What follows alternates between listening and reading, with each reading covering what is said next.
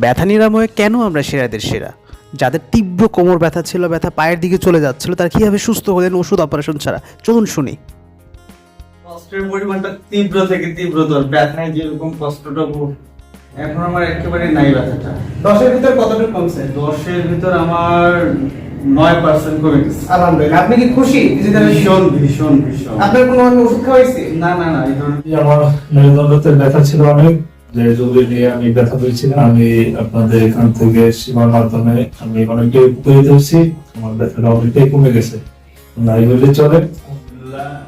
এটা মানে আমার ঈদের 2-3 দিন আগে থেকে হঠাৎ করে ঘুম থেকে ওঠার পরে এই সমস্যাটা হলো। তারপরে আমি আপনার কাছে আসলাম, আসার পরে আমি আলহামদুলিল্লাহ সুস্থ, পুরোপুরি সুস্থ। আলহামদুলিল্লাহ। এই চিকিৎসা ব্যবস্থায় সন্তুষ্ট? হ্যাঁ, আলহামদুলিল্লাহ 100% সন্তুষ্ট।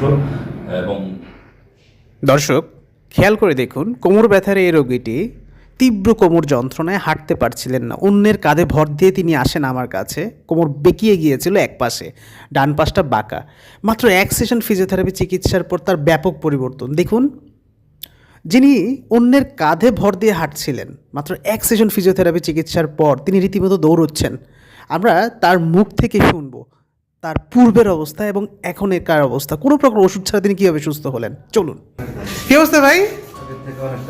যে অবস্থা নিয়ে আসছিলেন, কান্দে ভর দিয়া, ইনজেকশন চাইছিলেন, ইনজেকশন লাগবো? আপনারা কোনো ইনজেকশন ওষুধ খাওয়াইছি? শুধু 1 সেশন ফিজিওথেরাপি নিস, তাই তো? কেমন লাগতেছে এখন?